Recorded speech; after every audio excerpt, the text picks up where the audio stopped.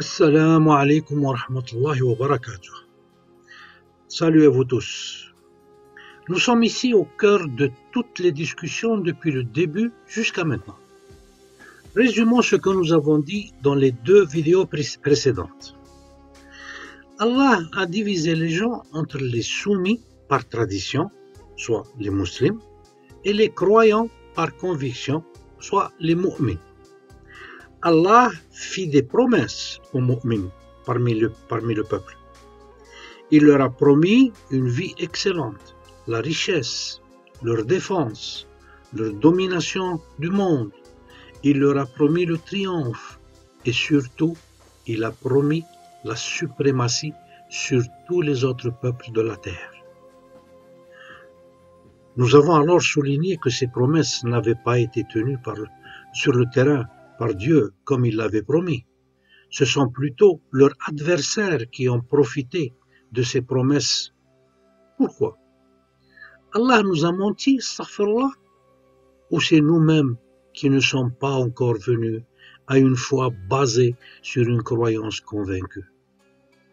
Nous avons ensuite souligné qu'Allah ne peut pas faire de différence de traitement entre ces créatures humaines. Il donne à chacun de nous la même opportunité donnée aux autres pour nous faciliter l'accomplissement d'une foi convaincue. Et donc, nous avons dit qu'il a 99 attributs ou non, et que parmi ceux-ci, il y a celui du juste, l'adl. S'il a donc donné aux contemporains des prophètes la possibilité d'atteindre une croyance convaincue par les miracles qu'ils ont vus avec leurs yeux et écoutés avec leurs oreilles, qu'a-t-il donné à nous pour nous convaincre alors? Nous avons ensuite souligné qu'il nous a donné les outils de la connaissance.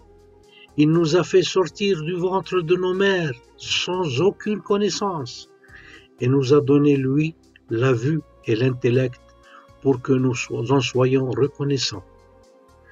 Aux contemporains des prophètes, Allah a montré d'énormes preuves qui ne laissent aucun doute. Les contemporains n'avaient besoin que de 2 des 3 instruments de la connaissance qu'ils avaient reçus. Ils n'avaient besoin que de la vue et de l'ouïe. Ceux qui ont été témoins de la résurrection des morts ne pouvaient plus douter sur Jésus et sur son message. Ils auraient cru sans le moindre doute qu'il était un homme de Dieu et que son message aux gens était d'origine divine. Alors, qu'a donné Allah à nos fidèles post-prophètes pour nous garantir une foi convaincue et totalement soumise à lui? Je réponds de suite à cette question que vous tous attendiez depuis la première vidéo.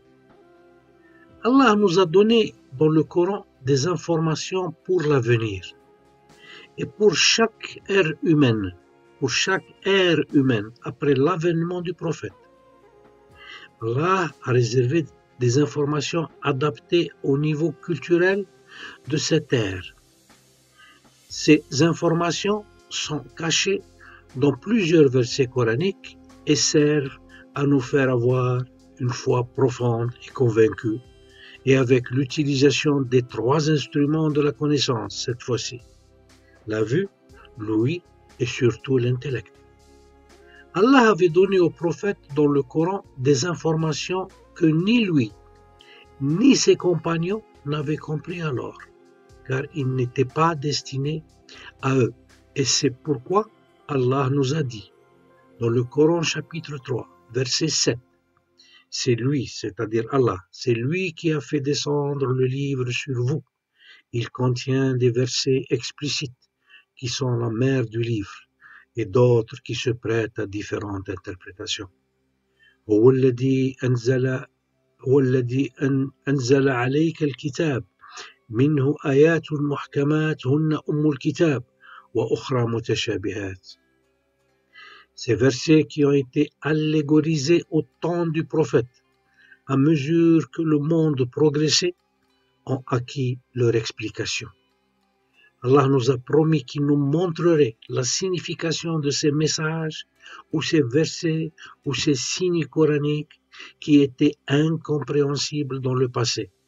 Il a promis de nous les faire voir à la fois dans les cieux et en nous-mêmes, c'est-à-dire dans nos corps, afin qu'il soit très clair pour nous que ce Coran est vraiment une parole venant de lui, le créateur de tout l'univers. Coran, chapitre 41, verset 53. Nous leur montrerons la signification de nos signes dans l'univers et en eux-mêmes jusqu'à ce qu'il soit clair pour eux que ce Coran est la vérité de votre Seigneur. N'est-il pas suffisant que votre Seigneur soit témoin de tout? سنريهم آياتنا في الآفاق وفي أنفسهم حتى يتبين لهم أنه الحق أولم يكف بربك أنه على كل شيء شهيد. Allah nous a également rassurés que les sages ou les scientifiques ou les intellectuels verront que ce Coran est la vérité venant de lui et qu'il est mis sur le chemin du salut, de la sérénité et de la paix. Coran chapitre 34, verset 6. Ceux qui ont reçu la science voient que ce qui vous a été révélé par votre Seigneur est la vérité et guide dans le chemin de l'exalté, du digne de louange. ويرى الذين أوتوا العلم الذي أنزل إليك من ربك هو الحق ويهدي إلى صراط العزيز الحميد. Dans ce verset, ou dans ce dernier verset, le défi est encore plus grand que le premier, car ici Allah nous rassure et nous garantit que les scientifiques nous assureront que le Coran est la vérité et guide vers le chemin de notre Seigneur digne de louange. Alors, allons droit au vif de notre sujet aujourd'hui, pour lequel je demande toute votre attention. En 1927, l'astrophysicien et abbé catholique belge Georges Lemaître a été le premier à décrire les grandes lignes de l'expansion de l'univers, avant même qu'il ne soit mis en évidence par l'astronome américain Edwin Hubble en 1929. Que vient faire ici l'astrophysicien belge dans notre sujet? Excellente question. Je vous demande un peu de patience et tout sera clair pour vous et vous serez certainement ébloui profondément dans la suite de mon exposé. À la fin des années 1920, grâce à son observation des galaxies les plus proches, Edwin Hubble s'aperçoit que la vitesse d'éloignement d'une galaxie était proportionnelle à sa distance par rapport à l'observateur. La loi de Hubble vient de naître, et ce phénomène vient confirmer la théorie d'un univers en expansion. Einstein est alors contraint de s'incliner. De par leurs travaux, Alexander Friedman, Georges Lemaître et Georges Gamow sont considérés comme les pères de la découverte de l'expansion de l'univers. C'est à partir de ce moment que l'on a commencé à chercher l'origine de l'univers, car s'il est en expansion, il y a forcément un début à tout cela. Depuis la découverte de l'expansion constante de l'univers, les scientifiques ont réussi à faire un calcul à l'envers, au fil des temps jusqu'à la première seconde de la naissance de l'univers. Il y a 13,7 milliards d'années, notre univers est né du néant. La science nous dit que les cieux et la terre actuels étaient soudés et formaient le bouillon initial, également appelé atome primitif ou œuf cosmique.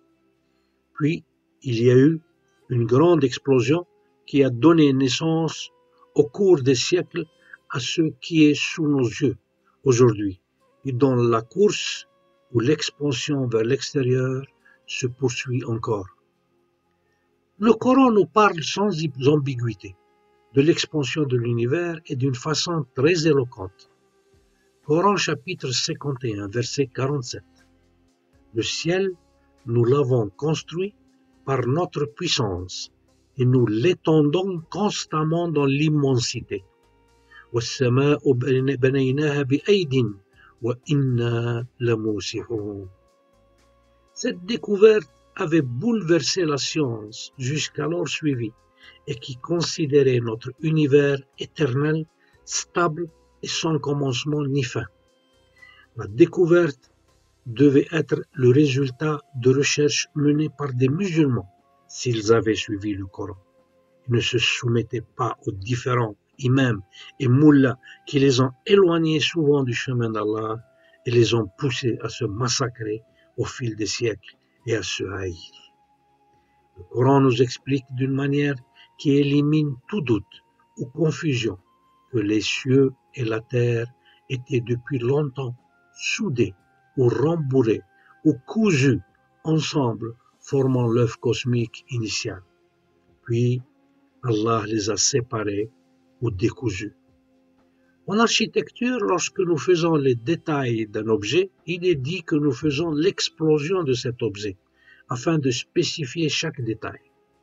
Les plans de montage fournis avec un meuble apparaissent toujours comme une explosion de tous les composants de ce meuble pour que nous puissions voir comment le monter. Coran chapitre 21, verset 30. Nous lisons, « Ceux qui ont mécru, n'ont-ils pas vu que les cieux et la terre formaient une masse compacte, c'est-à-dire ils étaient soudés, c'est-à-dire ils étaient cousus. Ensuite, nous les avons séparés et fait de l'eau toute chose vivante. Ne croiront-ils donc pas? أولم يرى الذين كفروا أن السماوات والأرض كانتا رتقا ففتقناهما وجعلنا من الماء كل شيء حي أفلا يؤمنون? La naissance de l'univers, le Big Bang. Réalité ou simple théorie? C'est en tout cas le modèle cosmologique utilisé aujourd'hui par les scientifiques pour décrire l'origine et l'évolution de l'univers. Ce modèle fut proposé par un membre du clergé catholique belge, Georges Lemaître, qui n'en était pas moins astronome et physicien, lorsqu'il émet la théorie de l'atome primitif, que l'on peut considérer alors comme la naissance, le début temporel de l'univers. Cette théorie fut alors nommée ironiquement Big Bang par Fred Hoyle en 1949 au cours d'une émission de radio. Et c'est ce terme de Big Bang que l'on utilise encore aujourd'hui.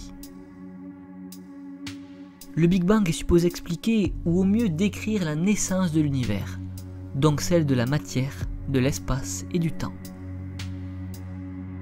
Souvent comparée à une explosion, la naissance de l'univers aurait dans tous les cas été invisible pendant ces 380 000 premières années.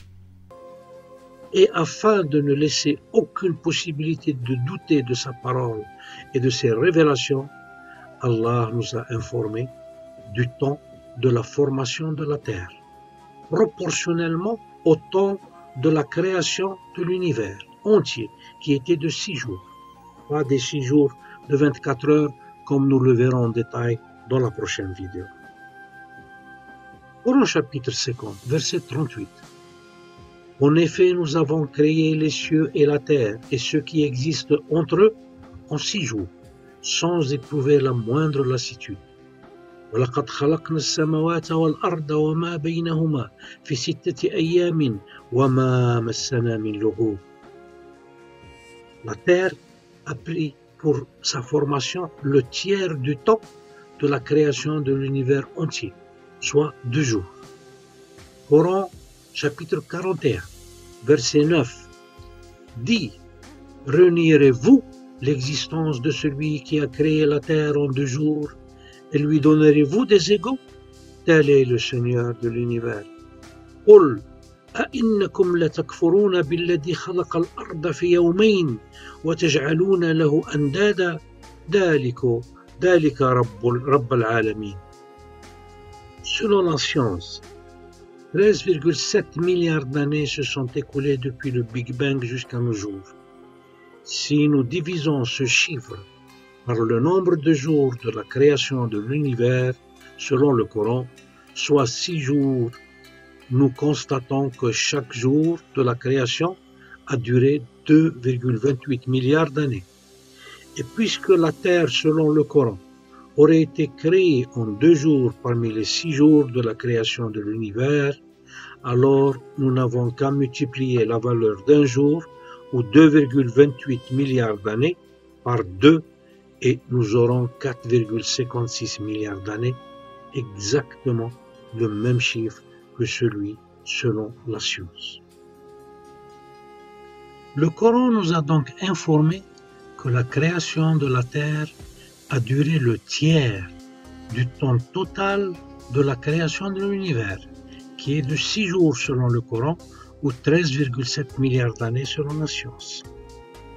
Comment le prophète Mohammed sallallahu alayhi wa sallam a-t-il eu, il y a 14 siècles, ces détails sur le temps de la formation de la Terre s'il n'a pas été informé directement par son Créateur, qui seul pouvait le savoir? Un autre détail coranique confirmé par la science et qui concerne le temps initial de la formation de l'univers, immédiatement après le Big Bang. Tout le ciel avait été de la fumée ou du gaz, selon le chapitre 41, verset 11. Il s'est ensuite adressé au ciel. Allah, il s'est adressé au ciel qui était alors fumé. Le ciel était tout en fumée.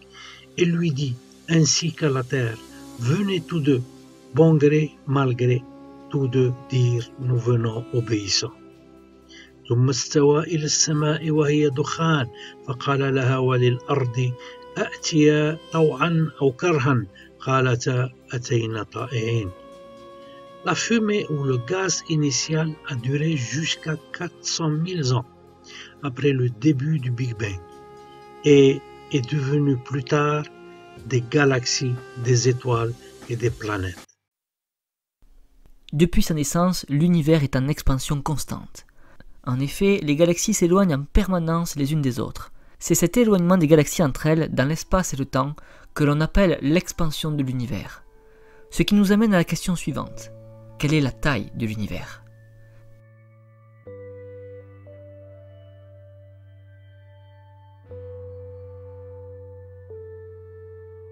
La taille de notre univers nous est complètement inconnue. Nous ne serions même pas capables de dire s'il est fini ou infini. Notre univers ayant l'âge de 13,8 milliards d'années, et le fait que la vitesse de la lumière soit finie limite notre vision. L'on appelle la limite de l'univers observable l'horizon cosmologique. Nous pourrions penser que la taille de notre univers observable est de 13,8 milliards d'années. Cependant, ce que nous observons et qui se trouve à 13,8 milliards d'années pour nous sur la Terre, se trouvait déjà là il y a 13,8 milliards d'années. L'univers étant en constante expansion, ce qui se trouve donc pour nous à 13,8 milliards d'années est en réalité beaucoup plus loin. Grâce à nos avancées technologiques, nous avons pu déduire que notre horizon cosmologique se situerait à environ 45 milliards d'années-lumière. L'univers observable autour de la Terre est représenté par une sphère dont l'horizon cosmologique est la limite, ce qui donnerait un univers observable d'un diamètre de 90 milliards d'années-lumière. Mais rien, aucun calcul ne peut nous laisser imaginer qu'il y ait une frontière. Mais si l'univers avait une limite, quelle forme aurait-il ? Lorsque l'on est amené à décrire l'univers d'un point de vue physique, on se le représente comme un lieu en 4 dimensions, 3 dimensions de temps et 1 d'espace. Il est très compliqué de l'imaginer car cela reste très abstrait. Le satellite WMAP, prédécesseur du satellite Planck, est lancé en juin 2001 pour dresser une carte de l'anisotropie du fond diffus cosmologique, ou plus vulgairement, une carte de notre univers observable. Les mesures du satellite WMAP permettent aussi de mesurer la courbure de l'espace-temps, et il nous indique que la courbure spatiale de l'univers est dans un intervalle très réduit. Si l'on se représente l'univers comme une surface plane à 2 dimensions, les données que nous fournit WMAP nous indiquent que la courbure de cette surface est extrêmement légère, voire inexistante. Notre univers serait donc indéfiniment grand. La naissance de l'univers, sa taille, tout est lié par le fait que celui-ci soit en expansion. Mais si l'univers est actuellement en expansion, qu'en sera-t-il plus tard ? Quel est son avenir, son destin ? Sera-t-il infiniment en expansion ? L'univers disparaîtra-t-il ? Plusieurs hypothèses sont envisagées. Nous vous donnerions une réponse coranique aux questions posées dans ce court documentaire, dans la prochaine vidéo, Inch'Allah. Mais une question, je dois la poser à la conscience de chacun de vous. Après toutes ces informations, qui ne sont qu'une infime partie, insignifiante, de la totalité des vérités coraniques qui nous sont réservées pour vérifier que ce Coran est la vérité provenant de notre Seigneur. Avez-vous encore des doutes? Ne vous sentez pas face à des connaissances que seul le Créateur de cet univers pouvait savoir. Et à vous, mes chers frères et sœurs en islam, avez-vous vu et constaté ce que Allah nous a donné comme information en mesure de nous garantir une foi solide et convaincue? Saviez-vous alors que l'impératif du message coranique initial, Iqra, lis, n'était pas un impératif inutile, mais qu'il était le seul moyen de nous faire comprendre ce que Allah nous a réservé comme information sur ce que les humains ont ignoré pendant des siècles? Avez-vous compris alors que Allah nous impose l'instruction et la formation afin que l'on puisse comprendre son message et nous rassurer sur son existence et sur la vérité de sa parole provenant de lui? Avez-vous compris pourquoi Allah a souligné que ce seront les sages qui tomberont à genoux en larmes et en reconnaissant les vérités que ce Coran nous a apportées et glorifiant leur Seigneur? Comprenez-vous pourquoi Allah nous a abandonnés et a permis à d'autres peuples et d'autres communautés de profiter de ces informations coraniques qui nous ont été données à l'origine et que nous avons abandonnées en ayant abandonné le Coran dans notre vie?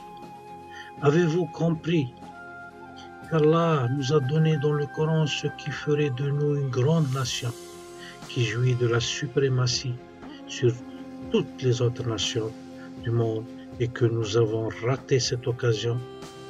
Avez-vous compris enfin pourquoi Allah nous a révélé ce verset dans lequel il insiste sur notre intellect? Coran chapitre 2, verset 269. Il donne la sagesse, Allah, il donne la sagesse à qui il veut. Et celui à qui la sagesse est donnée, vraiment, c'est un bien immense qui lui est donné. Mais les doués d'intelligence seulement s'en souviennent. يؤتي الحكمة من يشاء ومن يؤت الحكمة فقد أوتي خيرا كثيرا وما يذكر إلا أولو الألباب. Alors ne serait-il pas temps de revenir sur ce merveilleux Coran pour découvrir ce qui est encore là comme surprise pour notre temps, pour découvrir les dizaines d'autres nouvelles et informations qui transformeront le monde islamique en un monde de grande sagesse et de grands sages? Si cela vous intéresse, suivez-moi alors dans les prochaines vidéos dans lesquelles je vous apporterai d'autres exemples de versets de ce calibre et de cette grande connaissance, Inch'Allah, et qui sont en mesure de renforcer notre foi et d'apporter de nouvelles connaissances utiles et nécessaires pour l'humanité entière. Je vous salue et je vous donne rendez-vous pour la prochaine vidéo, Inch'Allah. Rejoignez notre chaîne YouTube si vous avez l'intention de nous suivre et de recevoir des notifications automatiques chaque fois qu'une nouvelle vidéo est publiée. Wa akhiru da'wana anna alhamdulillahi rabbil alamin. Wassalamu alaykum wa rahmatullahi wa barakatuh.